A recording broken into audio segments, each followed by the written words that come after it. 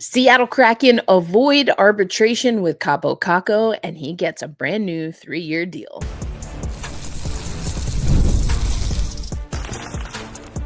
You are Locked On Kraken, your daily podcast on the Seattle Kraken, part of the Locked On Podcast Network, your team every day. Hey, Seattle hockey fans, welcome to another episode of Locked On Kraken, part of the Locked On Podcast Network. We bring you your favorite team, the Seattle Kraken, every single day. Erica L. Ayala here, your host of Locked On Kraken, who will be in Seattle tomorrow. Come see me, rough and tumble, at 7 o'clock Pacific time. We're recording an episode of Rough and Tumble. We're recording an episode of Tempestagi Talk, which is about the Seattle Storm. But I am, of course, also a contributor over at CBS Sports and an accredited media member for Milano Cortina 2026. We already know that the German gentleman will be there. Who else from the Kraken will step up? Maybe, I don't know, perhaps Kaapo Kakko. Of course, he would be representing Team Finland, but we know he will be representing the Seattle Kraken for the next 3 years. That's right. A deal got done, avoided arbitration, and Kaapo Kakko coming back to the Seattle Kraken for 3 years. This is what we heard in the press release. Getting a contract done with Kaapo was a top priority this summer, said Jason Botterill.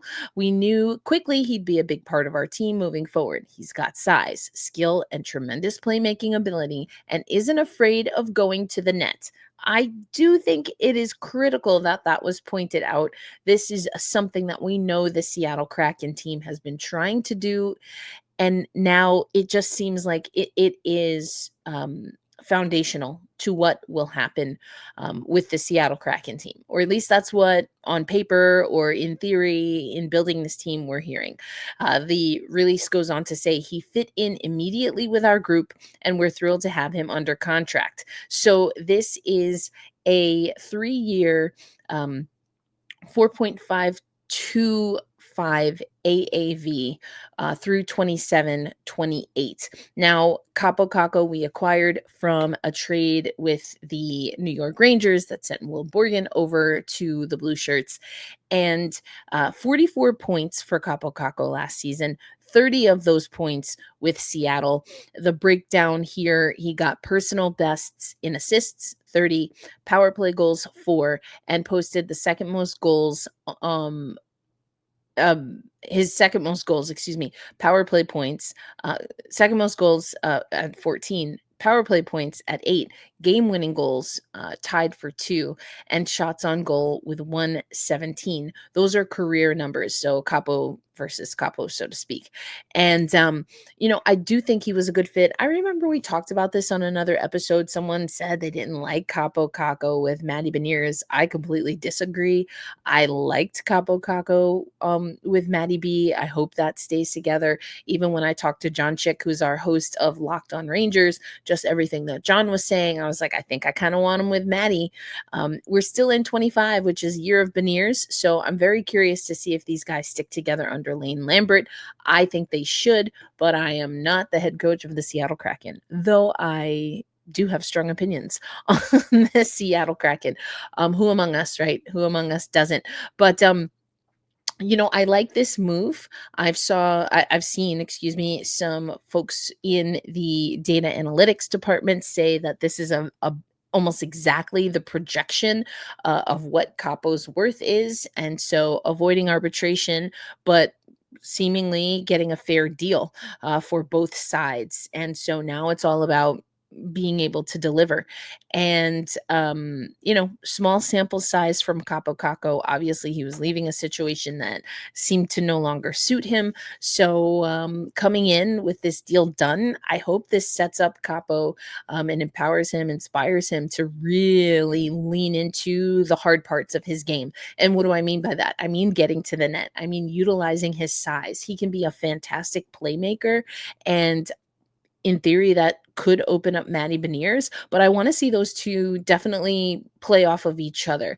I think I watch a lot of basketball. I cover basketball, and I would love to see like a give and go a little bit more between Maddie B and Kaapo Kakko. You see that a lot in basketball, which is why I talk about it. You see it in hockey as well, but with players that have played together for years usually, and they have that relationship that has built over time, unspoken, knowing where each other are going to be, knowing where you like the puck. I think there's potential here because both can play that selfless style of hockey, and both can get to the net, be great shooters in their own right and respect. So I don't know, we'll see. I believe it was Schwartz, right, for a time with those two. I like this. I think it's going to be good. I am excited to see, how this is going to come into fruition, and how the picture will come together. Kaapo Kakko, I think is a player that we have a lot of potential to make him really work. 44 points was a career high. Half of those, or not half, 14, I should say, of those points were with the Rangers, but he got to a 40-point marker in the 22-23 season with the Rangers, and that was 18 goals. And 22 assists. So I think this is a good move for Seattle. 6'1", 215. I just think that untapped potential, really. And I don't think you go wrong with getting this deal done, not having to go through arbitration. So, we'll see. We still have to figure out what we're gonna do with Riker Evans. That's the other piece here that we're waiting on. But the Seattle Kraken are getting things moving. And so I know someone in the comments said, yeah, we're probably done with regard to off-season moves other than shoring up what we have. Speaking of, a little bit looking to the Firebirds, but if you are an everyday or an OGer, you know that I have been super thrilled that Jack LaFontaine has been in the Seattle Kraken pipeline, and it was announced today that he signed to a one-year deal with our very own Coachella Valley Firebirds.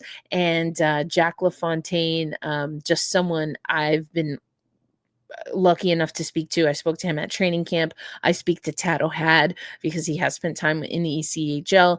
So I spoke to Tad. I just think Jack is a solid get here, and I'm looking forward to seeing what will happen here. 27.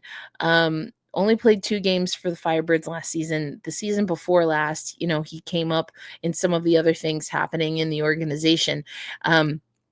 So I just think he's humble. Went to Michigan before transferring to Minnesota.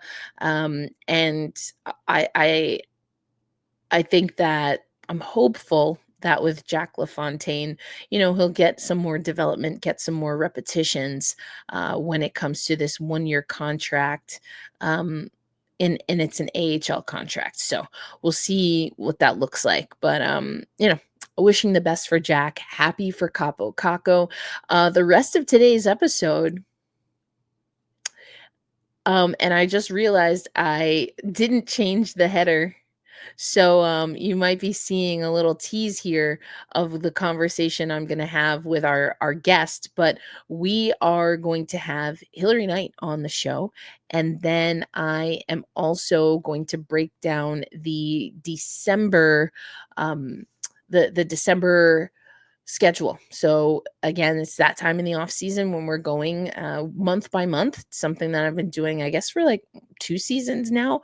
But I want to break down what stands out to me, how many back-to-backs we have, because just like getting to the net, back-to-backs and how we're able to handle back-to-backs is going to be huge for this Seattle Kraken team. So I'm going to change the background. I just literally just realized right now I hadn't changed it. So I apologize. Also to our audio listeners, apologies because there was a bit of a mix up with the Monday upload. So you're going to get this episode.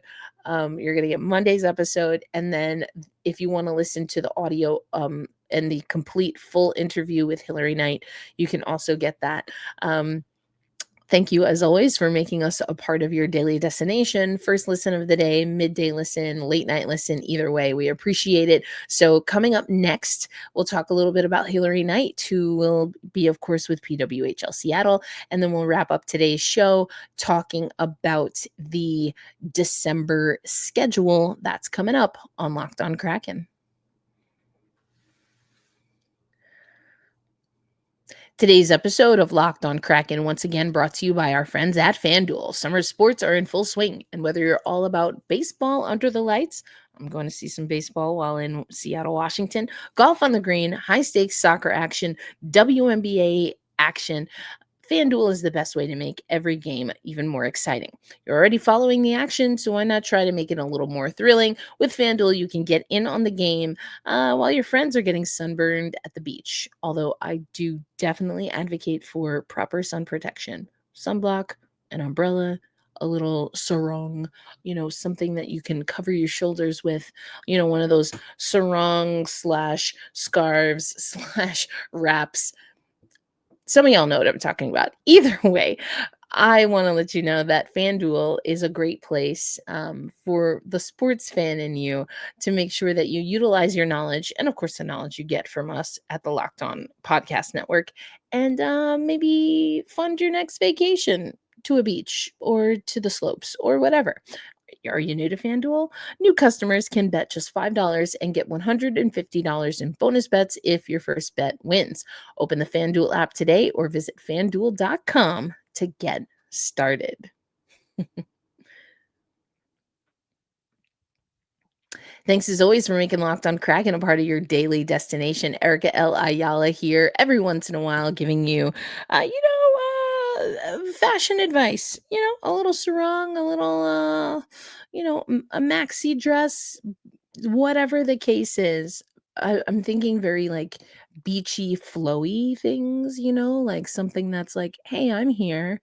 And it's cool, casual, but also very flowy. That's the beach vibe that I go for.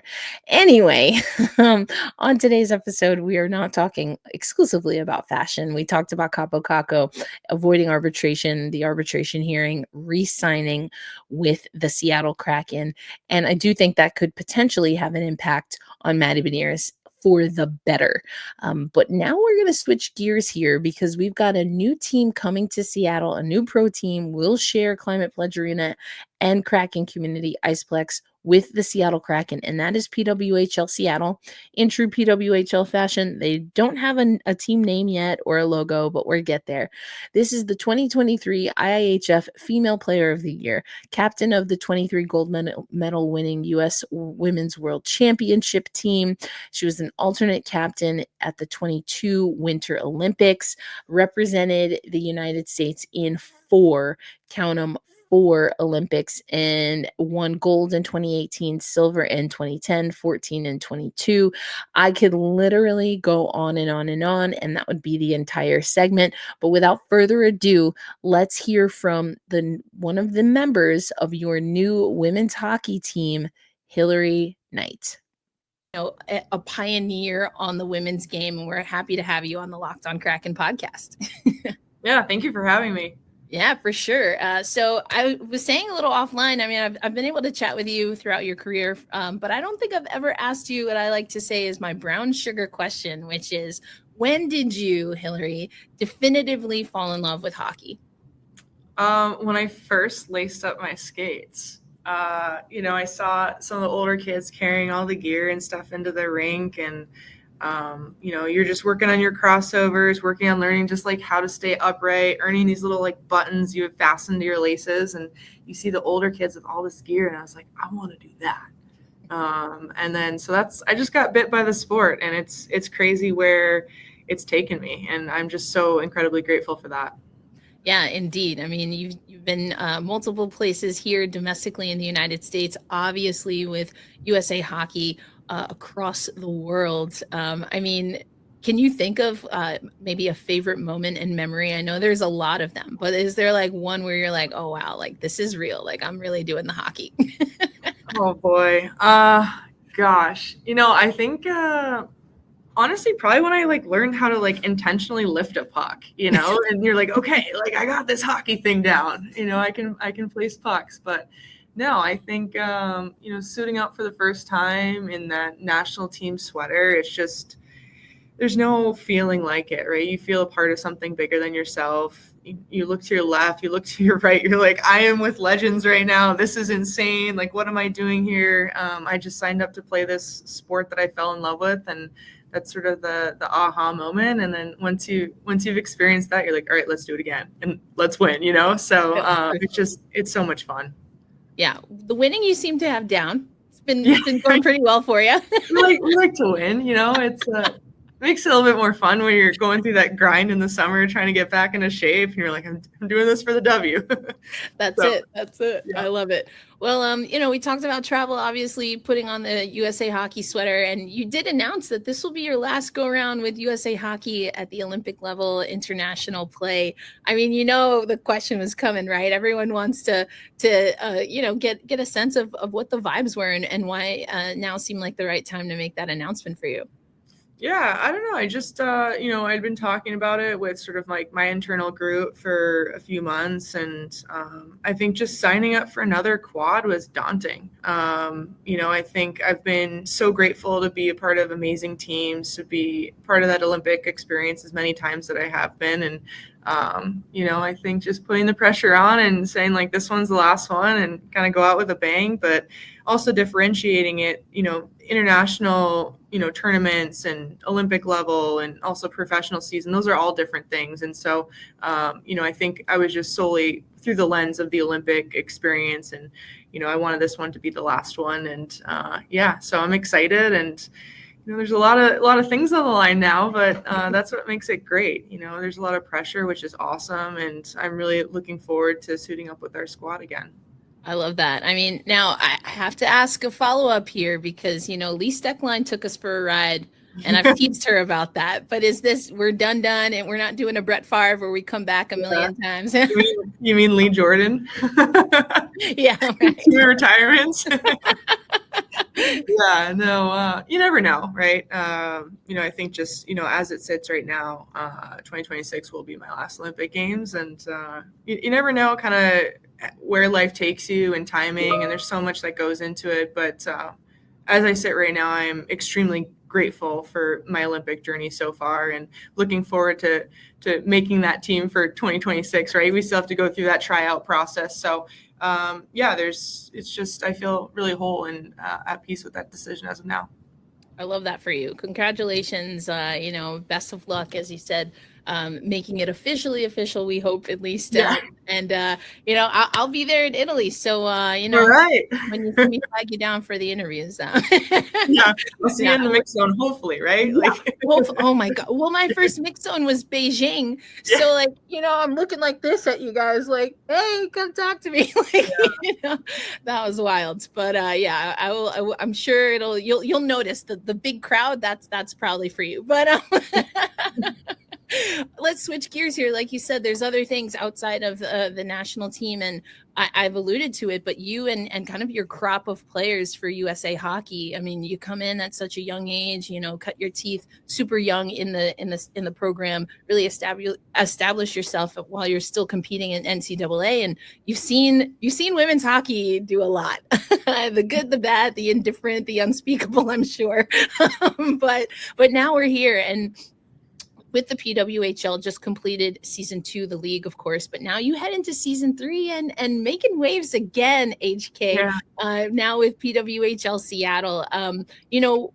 What do you see as the goals that you still have when it comes to your pro career domestically, and how do you think PWHL Seattle will help you really thrive and flourish there? Yeah, well, first of all, I think our general manager has done an incredible job of attracting top tier talent, right? And making sure that, this inaugural season, we've got all the pieces in place to be competitive. So that's really exciting. But I think the elusive Walter Cup, right? Like, I want one of those. And I want to be a part of a group that wants one of those so badly. And I can't think of a better city to try and go after that accomplishment and bring something back to, a city that has tremendous success for professional, women's sports, and being a part of that conversation. And so that's the goal. But, I think when there's anything new, the hardest thing is to build a culture, to build a successful chemistry and camaraderie with one another, to go about that journey. So that's also a challenge in itself, which I think all of us are really welcoming. Yeah, for sure. I mean, you mentioned culture. Obviously, this is the Locked On Kraken show. We know a thing or two about expansion drafts and, trying to build up a culture here. Yep. We're going to see what season 5 brings for the guys, but you'll be sharing facilities with the Seattle Kraken and have an opportunity to re-up a market that has been hungry for women's hockey and knows what expansion is like. I mean, I think they just get to re-up again with y'all. I mean, what is the excitement? I know you've talked so much about being in Seattle, playing in Seattle with USA Hockey, but, being able to do all of that in a city that for the first time is getting women's pro hockey. I mean, what excites you about being on that journey? Honestly, the fans. I think we got a small taste of, that fandom when we were here just for a short amount of time, and to be consistently here and have our programming here and play in the facilities that we're going to be playing in, it's going to be unreal. So I'm really looking forward to feeling that support. And, it's exciting to be, in women's sports right now, right? I think we've really hit this in stride, and to be in Seattle, it feels surreal still. So I think that's, when we finally suit up and get out there, it's going to be electric. Yeah, for sure. I mean, also, again, you've been a part of so many just critical just moments in women's hockey. And one of them, actually, I've been dying to ask you about this because I use this on social media all the time. And do you know if I were to, yeah, I know, right? Here we go. If I were to post at you HKLOL, do you know what that's in reference to? Gosh, I don't know. Okay, so HK, those are your initials, Hilary. Yeah. But do you remember, we've got a contract negotiation happening with the WNBA, but there was maybe circa 2017, some conversations that were going down, and maybe a response that was just LOL. Yeah. The lawyers, they always say you can't say anything, right? And I just couldn't help myself. I thought it was fantastic. Anytime I'm like, listen, I have thoughts and I don't want to get myself in trouble, I literally just post HK LOL. So that's a nod to you. So if you see me around social media and I just go HK LOL, it's like, ooh, she's got thoughts, but she's going to try and keep it classy. I respect that. Yeah. Subtle foreshadowing, right? So Hilary, well, enjoy the game. Thank you so much for your time. And we look forward to having you on again on the Locked On Kraken podcast. Yeah, thank you so much. So that was awesome to have Hilary Knight on the show. Thank you so much to PWHL Seattle for setting up that interview. We also got to speak to Kayla Barnes. We are going to speak to head coach O'Rourke, and there is an event for season ticket holders for PWHL Seattle tomorrow, Wednesday at Rough and Tumble from 4 to 6. I will be there, so if you will also be there, please come say hi. But if you're not yet a season ticket holder, first of all, handle that, but you can also come to Rough and Tumble anytime after 6, but at 7:00 Pacific time, myself and Roberta Rodriguez, we are your hosts of Tempestagi Talk, which Tempestagi is the Portuguese word for storm. So we have a Seattle Storm podcast. At the time that I'm recording, they're not looking so great against Dallas. Hilary Knight was at that game. I have not yet confirmed if she and PWHL Seattle were courtside, but I'll try to get that intel for you. But please do stop by Rough and Tumble, an amazing community space, actually off line with Kayla and Hilary. Got to talk to them about Rough and Tumble, so they're going to get that full experience tomorrow, Wednesday, July 23rd. It's going to be a good time. I hope you come through. We'll close out today's episode of Locked On Kraken, though, talking about the Seattle Kraken schedule in December. And yes, there are some back-to-backs. I will give you my personal pick for games to circle, games that I will be watching and why. We're going to re-up this series once we, have a little bit more intel about this team. We'll do it a little closer to the season, but just on vibes alone, I'm going to give you the games that I have circled. We'll get into that coming up on today's episode of Locked On Kraken.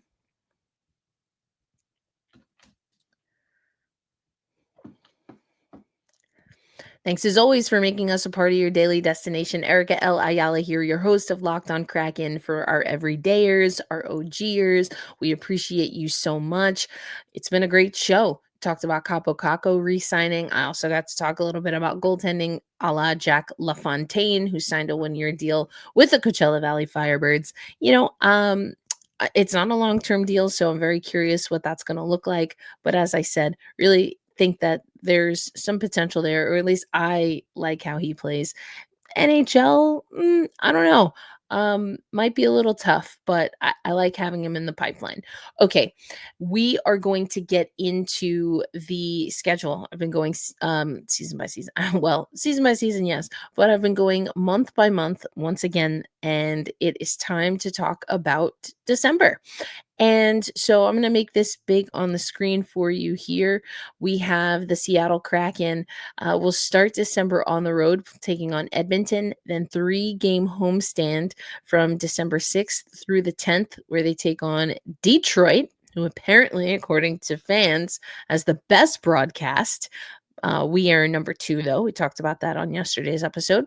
Then we have the Minnesota Wild, the LA Kings, hit the Mammoth on the road before coming back home for 2 games against the Sabres, aka the Sabres, and the Colorado Avalanche, which, as we know, means there is a former head coach that we'll run into. That's going to be a home game, so we'll see what the crowd is like. 4 games on the road: Calgary, San Jose. Then our first of 2 back-to-backs this month is Anaheim and the LA Kings. Have a little bit of break before 2 games back-to-back at home to close out not just the month, but the year: Philadelphia and Vancouver. So the obvious pick here, of course, is to look at the back-to-backs. You see them right there on the screen with me. This is a team that was abysmal when it comes to back-to-backs, and to have back-to-backs in consecutive weeks, I think is interesting. However, what the upside and why these back-to-backs I find particularly intriguing is because there's several days off. You can see they have 4 full days off, and the road trip only has them in LA, or in California, I should say. So that's not a long trip.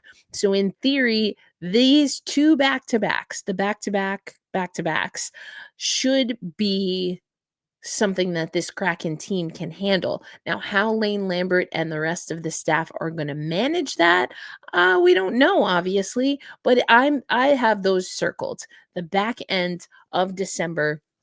How are we managing things for a Kraken franchise that has been terrible, terrible, terrible, terrible on back-to-backs, and doesn't want to be terrible for the foreseeable future?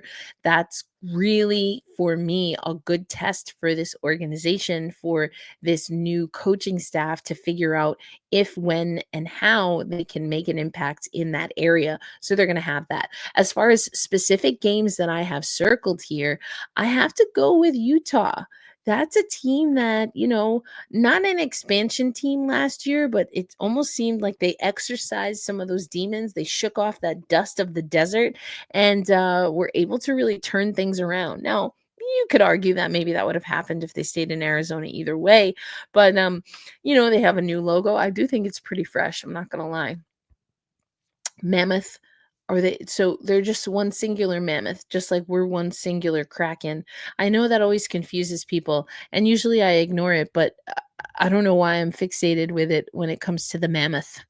Either way, pretty ice cold, which I think is kind of the point. The color scheme definitely giving icy vibes. Utah. Never been to Utah, but Salt Lake City. So there you go.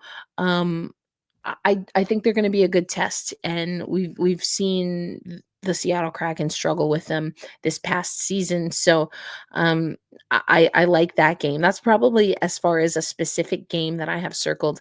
I will say With regard to the list we talked about at The Athletic, where fans kind of talk about their favorite broadcast team, I I kind of think I want to tap in and hear a Detroit, as Everett would say, Detroit, not Detroit, which is how I would say it. Detroit, Detroit Red Wings. I might need to tap in. I've never listened to their broadcast, so I'm gonna do that at least once this season. Will it be December? We'll see. But maybe when we're at Detroit, that probably makes more sense. Um, I wanna hear what their squad sounds like, and I am looking forward to providing some notes, maybe learning a few things, and, so I think for me, the game that I have circled is Utah. Interesting, though, that we play the Oilers and the Kings twice in this month. Or excuse me, it's just the Kings. I don't know why I thought we played the Oilers again. We end with Vancouver. It's Philly, Vancouver. Excuse me. So we play the Kings twice in this month. Once at home, once on the road. One of the road game is though part of a back to back. Not necessarily. Something that early on that maybe will be helpful, really, given where either team is. But the Kings have been an organization that has represented the Pacific Division in the playoffs in the last handful of years. So that's always a good barometer, just kind of overall. Um, Anaheim, San Jose, you can't take them for granted. And I don't know if that's what happened to the Seattle Kraken last season, but we've definitely got we've gotten our butts whooped by these teams while they were lower than us in the standings, and I just don't want to see that anymore. There's always some drama, it feels like, when we play Buffalo, so I guess we'll see how that turns out. But again, for me, it's really the 22nd and the 23rd are away back to back in California in SoCal, and then the 28th and the 29th, the home back to back. Plenty of rest on either side of those back-to-backs. Just to give you a little bit of a glimpse, we do have a game on January 1st at home versus the Nashville Predators, and the reason I mention that is just because after our home stand back-to-back, well, it's I should say the Philadelphia and Vancouver Canucks game is part of a home stand, but they have 2 days off. Um, in theory, right? We'll see what the schedule looks like, but also running up on a holiday. So, 2 days between the Vancouver game, the second game of the back to back, and that game against the Nashville Predators. The Predators are always an interesting team to play, not only because usually that means I get to talk to Ann Kimmel, but I think there are contemporaries. And just to give you a little bit of a glimpse, as much as they're going to get rest in December for back to backs, we're going to be talking about this kind of 2-week stretch when we talk about the January schedule, because maybe it's favorable on the December side, but is it a favorable schedule for the Seattle Kraken on the January side? Ooh, we'll talk about that coming up. But thank you so much for listening in. If you're listening on audio, again, apologies. Scheduling issue totally of my making, so I apologize for that, but we'll get that audio up for you. I did mention this, but for audio and for our YouTube viewers, we will have the Hilary Knight interview standalone. I did a few cosmetic cuts here and there, and you're going to want to stay tuned later in the week. I will probably tomorrow we'll have that Kayla Barnes episode, and I asked her, fair or foul, the hit that Brandon Tanev laid on Shane Wright after being traded. So you're going to want to listen to that for sure. It was such a delight to spend some time virtually interviewing some PWHL Seattle players, and we will continue to do that Now, some of you know I also host the Women's Hockey Report, so you will see some of these interviews probably also populate or even originally come from the Women's Hockey Report. But anytime we talk about PWHL Seattle, we will definitely talk about it here on Locked on Kraken. And listen, I know some people in the comments are inevitably going to say, "Oh, it's the Kraken show. Why are we talking women's hockey?" Listen, I talk Seattle sports. I have I don't spend 5 days talking about Seattle sports, but the Seattle Kraken are part of a larger Seattle sports community, and now they are sharing that community. They're sharing their space, Climate Pledge Arena and Kraken Community Iceplex, with a brand new women's hockey team. So yeah, we're going to talk about women's hockey. And if that's not your vibe, that's cool too. But that's what we're going to do. But if it is your vibe and you think there's other people who would enjoy this vibe, make sure you share our podcast. Like, subscribe, leave a comment, rate and review. That helps us get get new listeners, eyes and ears on the show. Be kind to yourselves, be kind to one another, hold fast, stay true. And if you're going to be at Rough and Tumble tomorrow, 7 o'clock live taping of Tempestagi Talk. I will see you there. Please do come say hi. Until next episode, peace out, everybody.